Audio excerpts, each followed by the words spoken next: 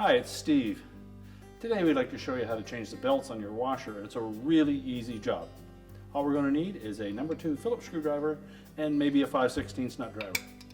Let me show you how we do it. Now before we begin this repair, the first thing we'll need to do is to disconnect power to the appliance. So simply pull the plug.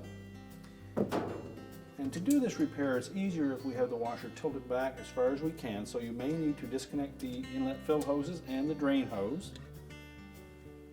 And then with some assistance, you can tilt that machine back, lean it up against a solid surface, or if you're able to, you can actually lay it right on its back. Now next, using a number 2 posi driver or number 2 Phillips screwdriver, we'll remove 2 screws that secure the front panel.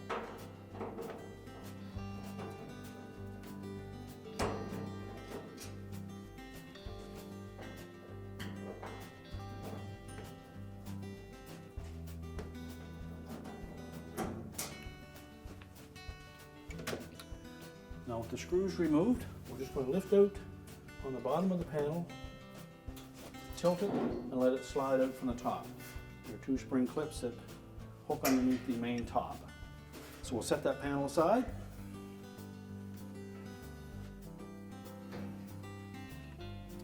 And we're going to go ahead and put this washer on its back so we can give you a good view of how to change those belts.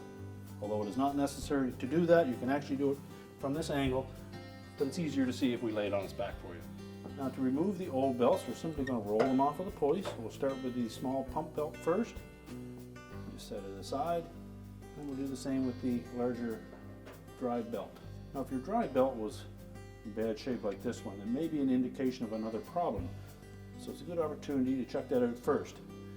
On these washers, if you rotate the pulley counterclockwise, that is the agitation direction. If that turns freely, it's a pretty good indication. If it's hard to turn, you may have a transmission problem, or you may have something caught under your agitator. If you rotate it in the clockwise direction, it should meet some resistance and then spin the whole transmission and inner tub easily. And if it doesn't, you may have something caught between the tubs, or there may be a problem with your brake. We'll also want to make sure that that pulley is nice and clean, free of any grease or oil, as well as the motor pulley. Now to install our new belts, take the larger belt first, and set it on the upper portion of the motor pulley, fit it into the drive pulley, and then just rotate it on. Now for the pump belt, we'll do basically the same. We'll set it on the motor pulley, and then just rotate it around the pump pulley. Now you may be concerned that they're fairly loose.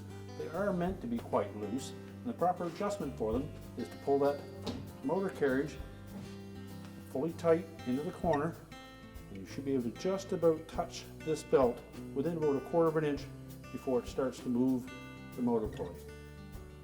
If it's too tight or too loose, the adjustment is by loosening these 3 5/16 screws that secure the pump to the base, and you slide it forward or backwards to adjust either tighter or looser. And this one is adjusted properly. Just about 1/4 inch play before it starts to move the motor. We can then go ahead and stand the washer up and put the front panel back on. Now to install the front panel, we're going to line it up so that these 2 clips will line up with 2 little notches on the main top. Just tilt it enough that those will engage. Slowly lower it down while keeping an upward pressure on it. It should hang there. If it doesn't, that means you haven't got that clip in place.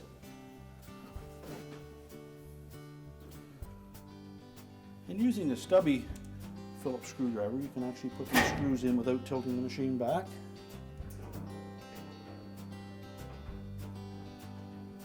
Models that have a front panel with an indentation on the bottom, the screws go in at an angle. Other models will have them going straight through the front.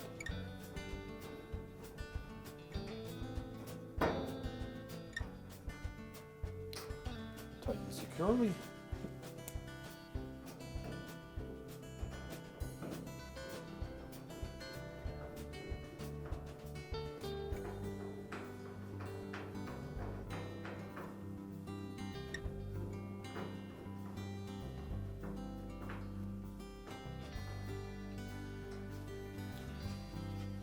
Now if you've removed your fill hoses, you'll need to reconnect those and your drain hose, reconnect the power, and a repair is complete.